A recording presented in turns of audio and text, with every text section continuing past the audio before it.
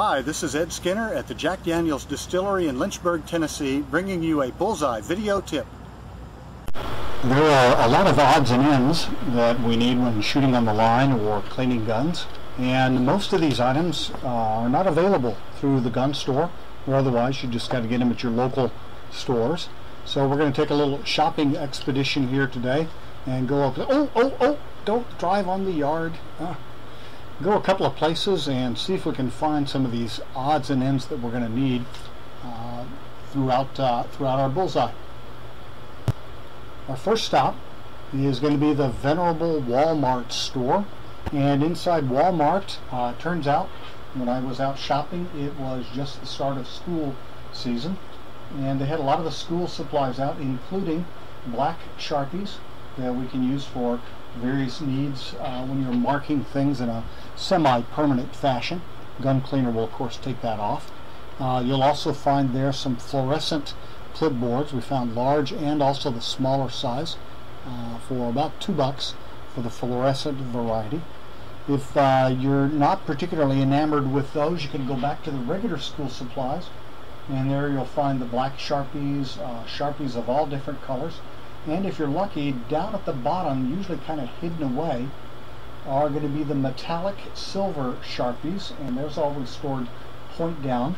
And those are real nice because they will mark on blued steel, but cleaner will take them off. After you're done there, go back to the sporting goods section so that you've got something to time your shots on the long line in slow fire. Time out that 10 minutes. You can pick up a sports timer there for about $10, so you'll know how much time you got left. Go over to the photography and electronics section. Pick up some spare batteries for your red dot, the 2032s. Be sure and check the price for 1 versus 2. You can get a good deal there. Once you're done with that, if you go over in the grocery section and look for some copper scrubbing pads. Now, a few shooters like to use these to clean their barrels, some others don't. Seems to be kind of a matter of taste. I do like them. I think they do a pretty good job. What I'll do is I'll take a couple of these strands of this copper scrubbing pad here, the Scotch Brite, and wrap that around the cleaning brush when I'm cleaning the barrel. Be sure to get the copper, not the stainless steel. Copper will not harm the barrel, the stainless steel would. While you're there in shopping, go and look at the baggies. I like to have a supply of quart and also the gallon baggies right next to that on hand inside the box. The gallon baggies come in nice if we get a dust storm in Phoenix or the rain, and we can put our guns in the baggies while you're down scoring your targets. And another good item to keep in the gun box, some of these toothpicks you're going to see down here with the paper plates and things. Those are handy. Sometimes the party picks are better because at least the containers will stay closed. And that's about it for Walmart.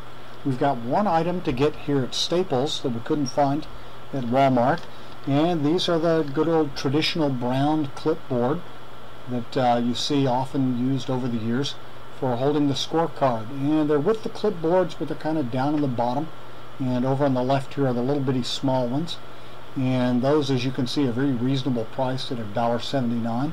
And here, let me pull one out here so you can see it, and it's just the regular size. And those are pretty good.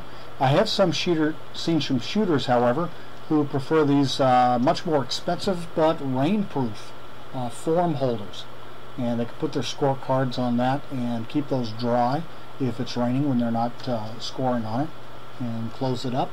Although at $20, that's a bit more than the traditional brown style. Our last stop today is at the venerable Home Depot or Lowe's, something of that sort. And we're going to start in the paint section, although we're not really looking for paint.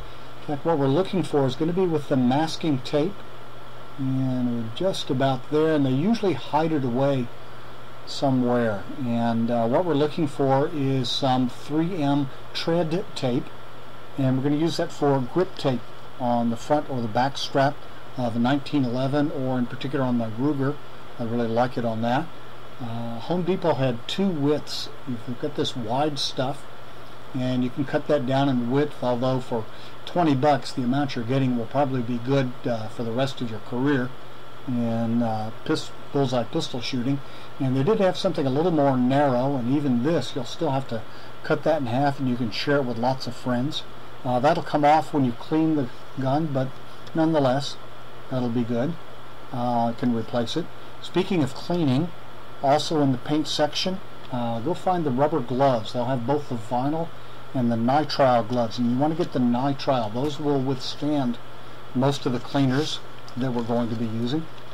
Then you can move down to the tool section and find the clamps, and in there will be these large 2-inch spring clamps. And those are good for just holding your gun box open while you're at the line. And not too far from there in the hardware section, find the spare metal. These will be metal straps and L brackets and threaded rod, and what we're looking for is a brass rod that's going to be 3/16 of an inch in diameter and 3 feet long. That 3/16 diameter is just the right size to go down a 22 barrel. And so if you get a squib that's stuck in the barrel and you're 22 or 45, you can use that. What we're going to do is cut that with a hacksaw about 2 or 3 inches longer than your barrel, put it in your drill chuck and round the end, and keep that in the gun box for removing squibs.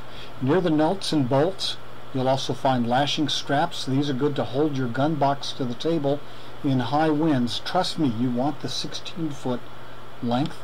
And our final stop is to look over the different staplers. I don't know about you, but I seem to lose about one stapler a year, and so I tend to go for the low end, just on the fact that they're going to get lost. And I typically get an Arrow JT21M, and they usually have a box full of those. Here's the one I found at my local store, and I like to get that. And I've tried a couple of different lengths staples, and for putting up repair centers on the cardboard, the 5/16 inch length staple seems to work the best, and I typically buy 4 or 5 boxes at a time just to keep everything going. So that's pretty much it for our shopping. Most of our items were at Walmart and Home Depot. We had just the one pad, or the clipboard rather, that we bought at Staples. Looked at a couple of different choices there. And once you get back home, you can start divvying things up and deciding what goes in the gun box, what goes in the cleaning room, and you're done. For more information like this, go to flat5.net. See you on the line.